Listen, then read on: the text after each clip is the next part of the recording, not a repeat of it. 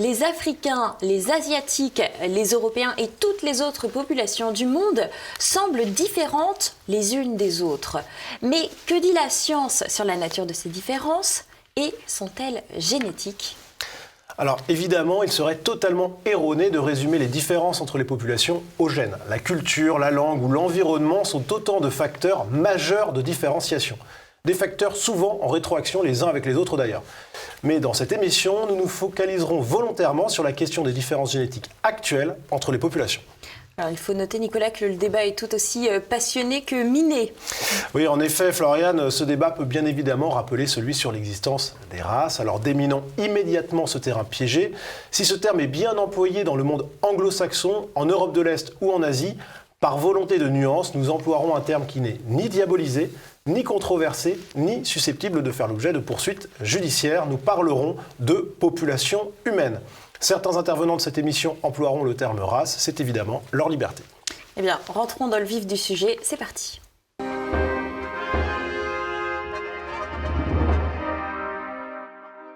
Nicolas, l'existence de différences génétiques entre des groupes de population a longtemps été niée. Effectivement, pendant longtemps, le spectre de la Seconde Guerre mondiale a amené de nombreux experts à nier les différences entre les populations humaines. Mais grâce au progrès scientifique, des généticiens ont commencé à découvrir que les populations humaines étaient bien différentes les unes des autres. On peut par exemple penser aux travaux de Cavalli-Sforza dans les années 90.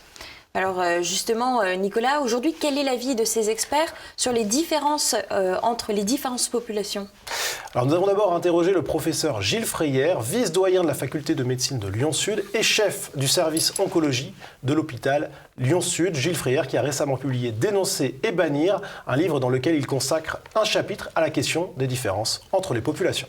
La question des différences entre les populations humaines, depuis très longtemps, c'est un débat extrêmement passionnant entre finalement l'inné, l'acquis, entre le naturel, le culturel, entre le biologique et l'environnement. Et c'est un débat dont nous ne sommes pas encore sortis. Cette idée de groupe humain et antérieurement de race, mot un peu sulfureux évidemment, repose sur l'idée qu'on a toujours regardé le phénotype, c'est-à-dire l'apparence, les critères morphologiques. Or, on sait très bien que la question du génotype est au moins aussi importante, mais tous les naturalistes, Lamarck, Darwin, Buffon, Linné, etc., sont des gens qui ont essayé de classifier notamment les espèces uniquement en fonction de caractéristiques morphologiques. Donc, il ne faut pas faire d'anachronisme de ce point de vue. Et c'est donc sur des caractéristiques morphologiques uniquement que s'est opérée, notamment à la fin du 19e siècle et au début du 20e, une dérive, qui est une dérive d'abord racialiste, puis raciste, puis eugéniste, avec évidemment ce summum de la tragédie avec effectivement les théories racistes de l'époque nazie. Bon. Donc, d'où en 1950 une position qui est prise par des intellectuels, des scientifiques, des sociologues, ethnologues, anthropologues comme Claude Lévi-Strauss, et à la maison de l'UNESCO autour d'un manifeste disant « il n'y a pas de race humaine, nous reconnaissons des types humains ». Et leur position est une position philosophique et éthique principalement qui consiste à dire ce qui rassemble les êtres humains surpasse de très loin ce qui éventuellement les divise, et notamment les critères morphologiques, mais aussi les différences culturelles, etc. Et dans les années 90, on a vu des généticiens célèbres, comme Albert Jacquard, par exemple, dire très communément, vous pouvez avoir davantage de parenté génétique avec un pygmée qu'avec votre voisin de palier. C'est resté très, très célèbre. Or, ce sont des positions vertueuses, des positions destinées évidemment à ce qu'on ne retombe pas dans les errements du passé, mais qui pourtant méritent d'être discutées à la lumière du séquençage du génome humain qui a eu lieu, donc, comme vous le savez, en 2004, et qui a quand même permis de constater un certain nombre de réalités. Par exemple, il y a chez les Européens de 1,5 à 4% d'ADN de l'homme de Néandertal, ce qu'on ne savait pas. Il n'y en a pas chez les Asiatiques, qui ont par exemple plus souvent de l'ADN d'Homo erectus, ou bien on trouve chez les aborigènes d'Australie de l'ADN de l'homme de Denisova, etc. Et ceci est raconté d'ailleurs dans un livre très intéressant, qui est le best-seller mondial de Yuval Noah Harari, qui s'appelle « Sapiens », dans lequel Harari nous dit « mais c'est un peu effrayant finalement parce que ces différences génétiques pourraient nous renvoyer à la question des races ». En effet, il y a beaucoup de parenté génétique entre les êtres humains d'un lieu du globe à l'autre, d'une population à l'autre, Mais il y a aussi un certain nombre de différences, et de différences qui sont liées à l'histoire et à l'histoire aussi de la sélection naturelle darwinienne. Nous avons également interrogé Evelyne Heyer, l'une des plus grandes spécialistes françaises d'anthropologie génétique. Oui, alors point important, c'est une personnalité qui est fortement impliquée dans la lutte contre le racisme. On va l'écouter. Le principe est simple, on prend l'ADN d'individus ou de populations différentes et on aligne l'ADN et on le compare. L'ADN, c'est fait de 3 milliards de paires de bases, un ADN d'un individu. Alors, on n'utilise pas forcément tout, on peut utiliser seulement 1 million de ces 3 milliards de paires de bases ou utiliser la totalité selon l'argent qu'on a et la question qu'on se pose.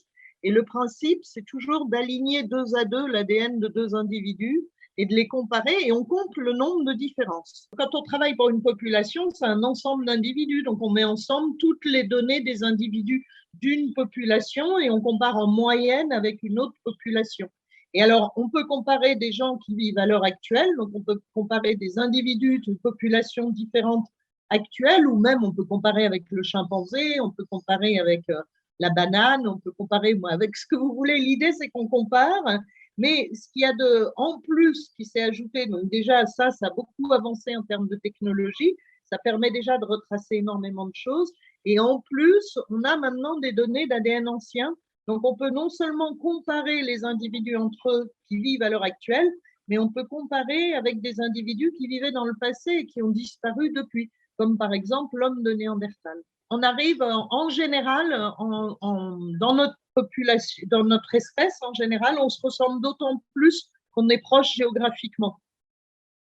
Donc quelqu'un qui a ses 4 grands-parents qui viennent d'Europe de l'Ouest, il va plus ressembler à quelqu'un qui a aussi ses 4 grands-parents qui viennent d'Europe de l'Ouest que quelqu'un qui a ses 4 grands-parents qui viennent d'Asie ou qui viennent d'Afrique subsaharienne.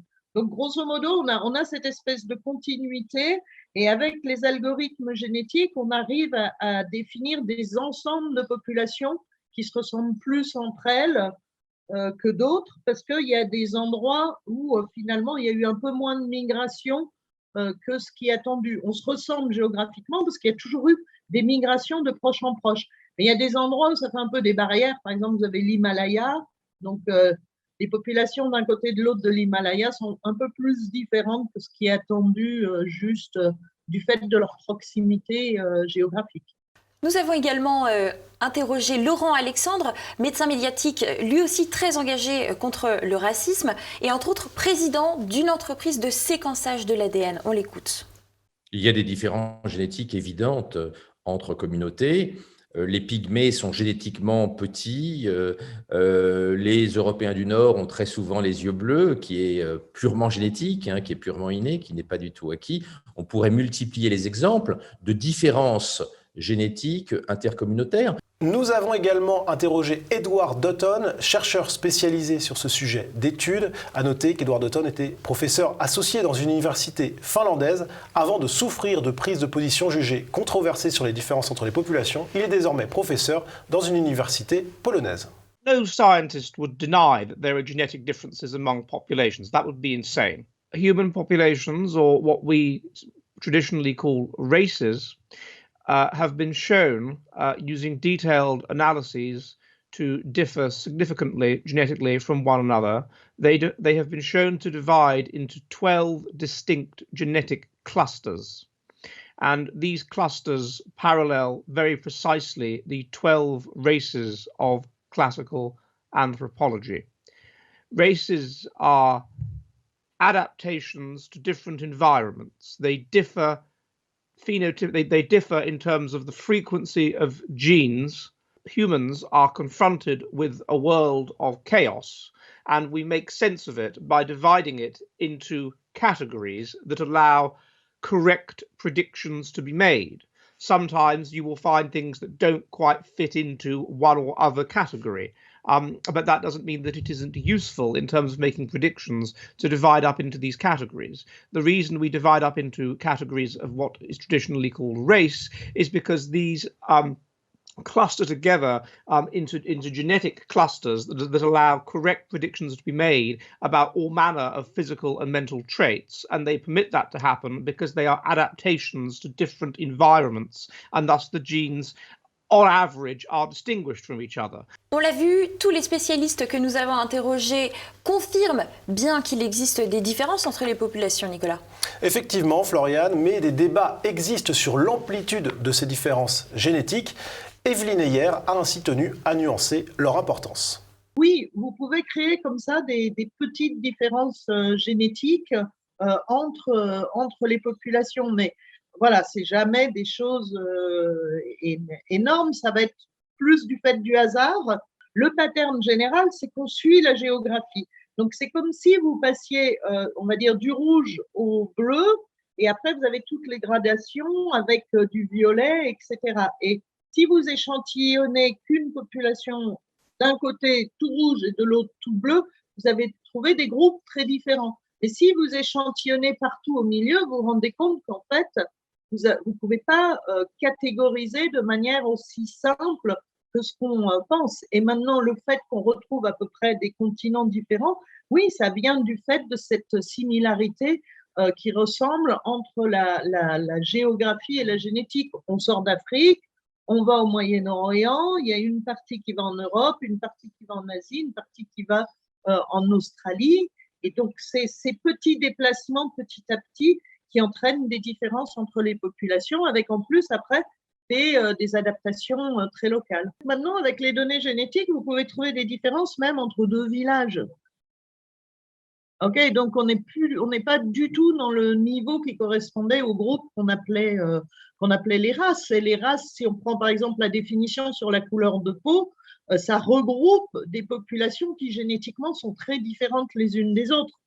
Et donc, ça, finalement, c'est pas un concept qui est pertinent, quoi. Il ne correspond pas, c'est pas le niveau auquel il faut aller pour comprendre la diversité de notre espèce. Alors vous le voyez, ce n'est pas forcément très clair. Elle admet des différences, mais petites, pas énormes. Elle évoque aussi une gradation qui invaliderait la pertinence de la notion de population. Voici la réponse d'Edward Dutton. The fact that he says they are divided up into spectrums is completely inaccurate. There are mountains in the way, there are seas in the way, there are lakes in the way. These are not spectrums like seagulls where they just sort of move gradually around the world. These are separate genetic clusters that have been separated for extremely long periods of time. Pour ajouter à la complexité du débat, voici ce que Evelyne Heyer déclarait il y a quelques années seulement lors d'une conférence au Musée de l'Homme. La meilleure représentation de la diversité génétique de ces 50 populations, c'est quand on forme 5 groupes. Autrement dit, quand on a ces 5 couleurs. Autrement dit, la meilleure description de la diversité génétique de nos 50 populations qui sont à travers le monde est de les regrouper en 5 groupes différents qui correspondent à peu près à chacun des continents. Alors vous voyez bien l'analogie que l'on peut retrouver avec ce qu'on appelait auparavant des races. Ça correspond grosso modo aux 5 groupes qui étaient utilisés dans les typologies raciales. C'est pour ça que la génétique est souvent très politiquement incorrecte. Le discours qu'on entendait beaucoup dans les années 80 qui disait « on ne peut pas parler de racisme parce que les généticiens montrent qu'il n'y a pas ou très peu de différence entre les populations humaines » n'est pas exact. On peut, avec les données génétiques, reformer des groupes différents génétiquement. Donc, vous voyez, le discours de ce que peut apporter la génétique a légèrement évolué. Alors, pour comprendre cette gêne sur le sujet des différences génétiques entre populations, Gilles Freyer pointe du doigt la particularité de la France. En France, nous avons toujours un peu de difficulté avec le biologique et la génétique, d'abord parce que nous sommes un pays universaliste, le pays de l'universel, le pays de l'homme complètement affranchi finalement de ses contraintes et de ses liens biologiques pour aller vers finalement l'homme des droits, l'homme de l'accomplissement intellectuel, l'homme des Lumières. Et puis aussi, nous sommes un pays dans lequel on croit beaucoup, en héritage du marxisme, mais aussi héritage de Zola et d'un certain nombre d'autres auteurs, à la transformation sociale comme condition finalement de la transformation de l'homme. Ceci a trait et a des liens avec ce qu'on appelle le lamarckisme, l'hérédité des caractères acquis. Et donc, nous ne sommes pas un pays tellement darwinien de ce point de vue. D'où effectivement la difficulté que beaucoup de nos penseurs peuvent avoir avec la question des gènes et le risque immédiat d'anathème lorsqu'on prétend étudier cette diversité. Edward Dutton évoque, lui, la nouvelle religion dans l'ensemble du monde académique. Currently, we live in an environment in which higher education has been increasingly taken over by a new religion of multiculturalism, which puts things like equality above the pursuit of truth and basically fetishizes equality into a new god. Pour Edward Dutton, toujours, les experts sont tentés de camoufler leurs véritables avis. When you ask people in public, what do you think? Then they'll say these politically correct things that get them status, like, oh yes, race, what do we mean by race? Race is a social construct. There are more differences between races than within races than there are between them, which is factually wrong, or whatever. Factually wrong, it's been proven to be factually wrong. But when you ask them when they're drunk at a conference, or when you ask them anonymously, then you get a very different view. Pour tenter de clore le débat, tournons-nous vers l'un des spécialistes mondiaux des études génétiques. Il est professeur à Harvard. Nicolas, il s'agit de David Reich. Oui, et voilà ce qu'il écrit dans les colonnes du New York Times le 23 mars 2018. J'ai une grande sympathie pour la crainte que les découvertes génétiques pourraient être détournées afin de justifier le racisme. Mais en tant que généticien, je sais aussi qu'il n'est tout simplement plus possible aujourd'hui d'ignorer l'existence des différences génétiques moyennes entre les races. Des avancées extraordinaires dans les technologies de séquençage d'ADN ont été réalisées durant les 20 dernières années. Avec l'aide de ces outils, nous apprenons que, bien que la race puisse être une construction sociale, les différences d'ancestralité génétique, qui sont corrélées à beaucoup des constructions raciales d'aujourd'hui, sont réelles. Et le généticien enfonce le clou. Les récentes études génétiques ont démontré qu'il existait des différences entre les populations, non seulement dans des traits simples comme la couleur de la peau, mais aussi dans des traits plus complexes comme la mensuration ou la vulnérabilité aux maladies.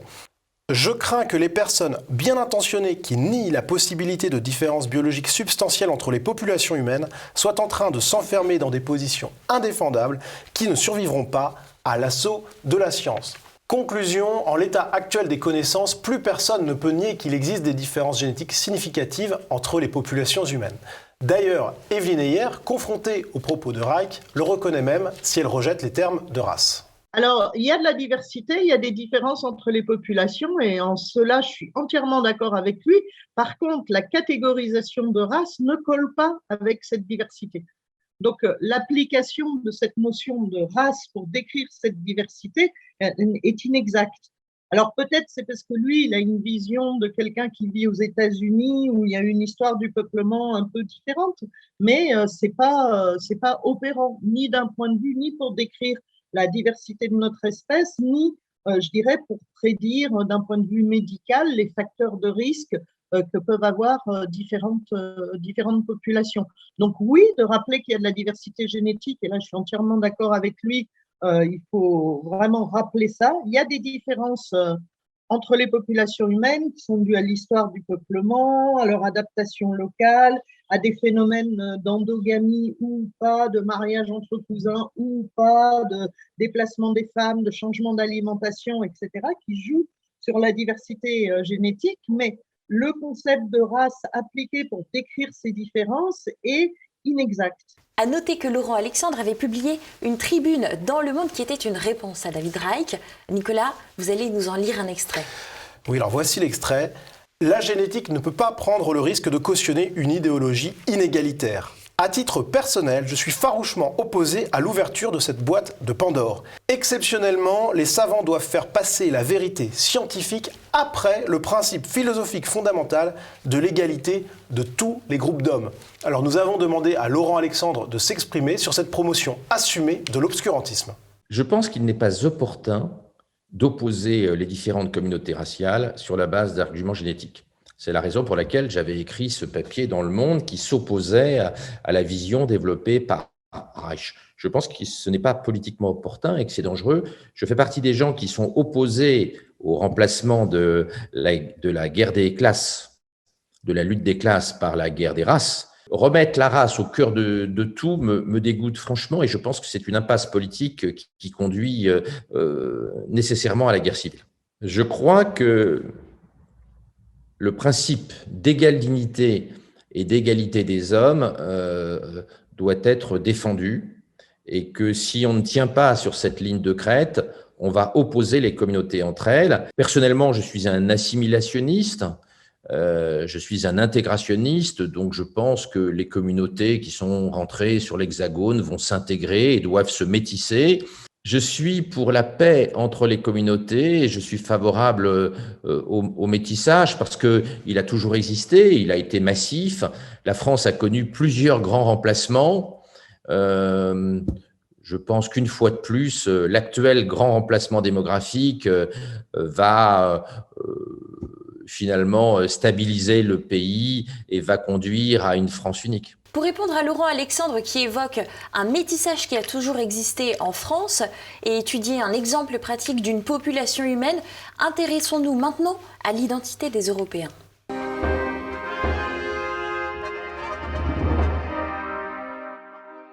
Nous vous l'avions signifié précédemment, Evelyne Heyer est une scientifique renommée et très compétente, ce qui ne l'empêche pas d'avoir sa propre sensibilité politique qui est claire. En témoignent ses propos qui font écho à ceux de Laurent Alexandre qu'elle a tenu à partager avec nous. Ces analyses génétiques, ce qu'elles ont amené aussi beaucoup, c'est de rappeler que tout le monde a des ancêtres migrants. Quand on regarde l'ADN d'un individu, en fait, ce qu'on retrace, c'est vraiment toujours ces histoires de migration. Il y a toujours eu des migrations. Il y a eu à la fois des populations qui ont moins bougé et d'autres qui ont bougé, mais ce qui fait qu'à la fin, dans le génome d'un individu, c'est une mosaïque d'histoires d'ancêtres et qu'on a tous beaucoup d'ancêtres qui sont des migrants et qui constituent les individus que nous sommes à l'heure actuelle. Donc, la migration, le mélange, c'est quelque chose de constitutif de notre espèce. Et cela depuis plusieurs centaines de milliers d'années. Donc je pense que c'est important de le rappeler. Alors Nicolas, sommes-nous vraiment tous des migrants perpétuels ? Alors prenons notre exemple à nous, Européens. Environ 2% de notre génome aujourd'hui est hérité de l'homme de Néandertal qui vivait en Europe de 200 000 à 30 000 ans avant Jésus-Christ. Ce qui nous différencie déjà radicalement des autres populations.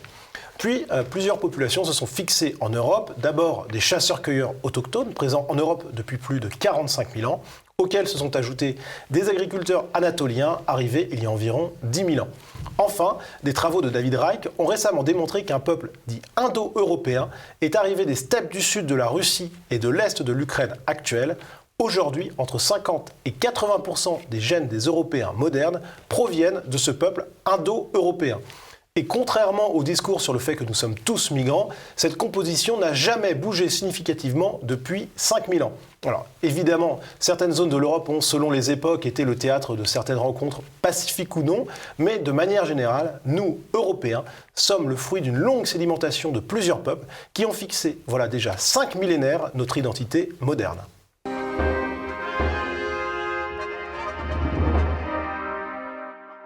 Nicolas, quelles sont les conséquences concrètes des différences entre les populations ? Alors, pour Evelyne Heyer, les catégories de populations humaines ne sont pas pertinentes lorsqu'on entre dans le champ médical.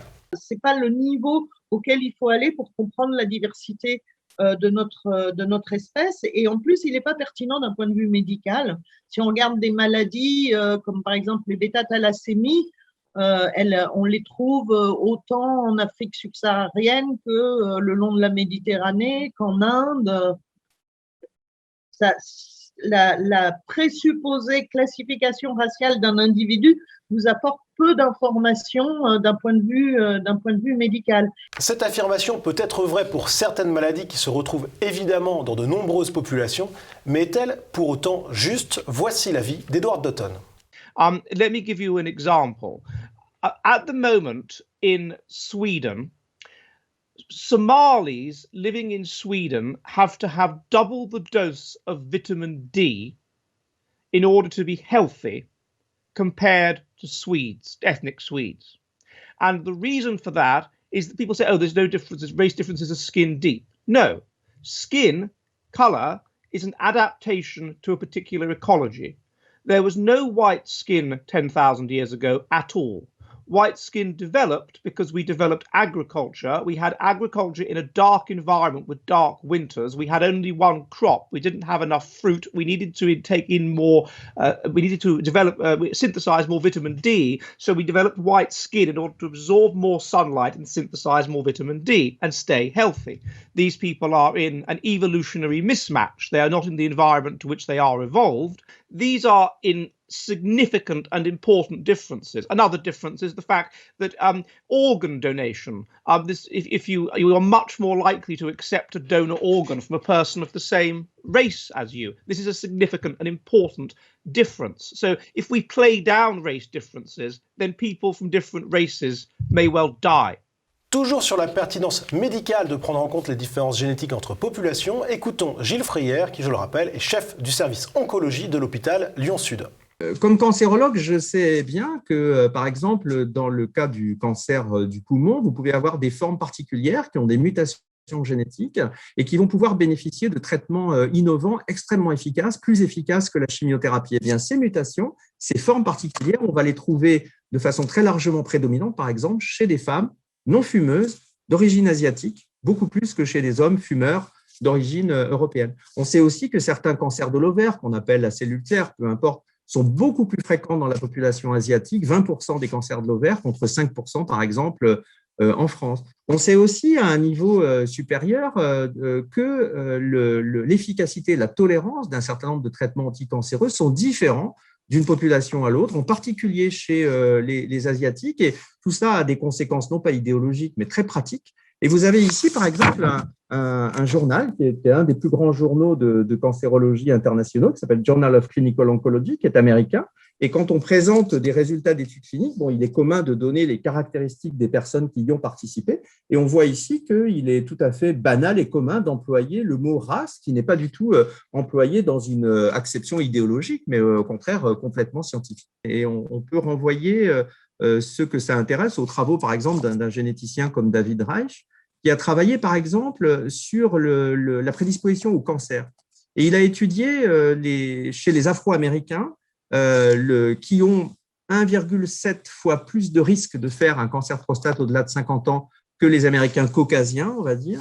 Eh bien, il a pu montrer qu'il y avait une portion du génome où des gènes provenant des ancêtres de ces Afro-Américains qui étaient des ancêtres ouest-africains, eh bien, il y avait une concentration plus importante de ces gènes d'origine qui étaient, comme par hasard, des gènes qui étaient impliqués dans la survenue des cancers de prostate. Alors Nicolas, existe-t-il d'autres différences ? Alors voici quelques exemples parmi de nombreux autres. On sait qu'une part significative des différences moyennes de taille, de masse corporelle et de propension à la schizophrénie entre Asiatiques, Européens et Africains sont génétiques.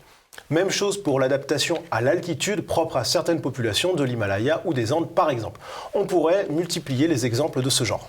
Alors justement, Nicolas, vous aviez envie d'aborder un point bien particulier. Il s'agit d'un point sensible. Oui, très sensible, c'est le terme, puisqu'il s'agit des possibles différences intellectuelles entre les populations. Alors, contrairement aux présupposés de nombreuses personnes, les experts sont formels. S'ils ne sont pas parfaits à 100%, les tests de QI, de quotient intellectuel, permettent d'évaluer correctement l'intelligence d'une personne. Par ailleurs, il n'existe aucun spécialiste qui nie l'existence de différences intellectuelles moyennes entre les populations. Selon les estimations les plus sérieuses, le QI moyen des Européens est par exemple de 100 contre 105 pour celui des Asiatiques de l'Est. Une donnée plus polémique concerne les Africains subsahariens vivant en Occident qui ont un QI moyen d'environ 85. Là encore, il n'existe aucun expert qui niera ces données. Le seul débat qui existe chez les spécialistes est le suivant: quelle est la part de ces différences liées aux gènes ? Alors justement, que disent les experts à ce sujet, Nicolas ? Alors premièrement, il faut savoir que de nombreuses études génomiques récentes ont mis en exergue des gènes liés à l'intelligence, même si les mécanismes causaux sont encore à prouver formellement. Deuxièmement, les experts ont souvent donné leur avis sur cette question de la différence moyenne d'environ 15 points de QI entre Européens et Africains vivant dans un pays occidental. Dans un sondage de 2014, 94% des experts considéraient que cet écart était en partie génétique. Et pour 55% des experts, la génétique jouait même un rôle égal ou supérieur à 50%. En 2016, nouvelle enquête, 93% des chercheurs interrogés estimaient que les gènes jouaient un rôle. Dans sa fameuse tribune du New York Times, David Reich semblait lui également de cet avis, Nicolas. Oui, en effet, voici ce qu'il écrit. Puisque tous les traits influencés par la génétique sont censés différer entre les populations, les influences génétiques sur les comportements et la cognition vont aussi différer entre les populations. Reste donc à confirmer ou infirmer cet avis par des recherches sur ce sujet et à évaluer la proportion des différences dues aux gènes. Alors, pour conclure cette émission sur une note tout en nuances, je vous propose maintenant d'écouter le professeur Gilles Freyer qui appelle à éviter 2 dangers concernant les différences génétiques entre les populations. On l'écoute tout de suite.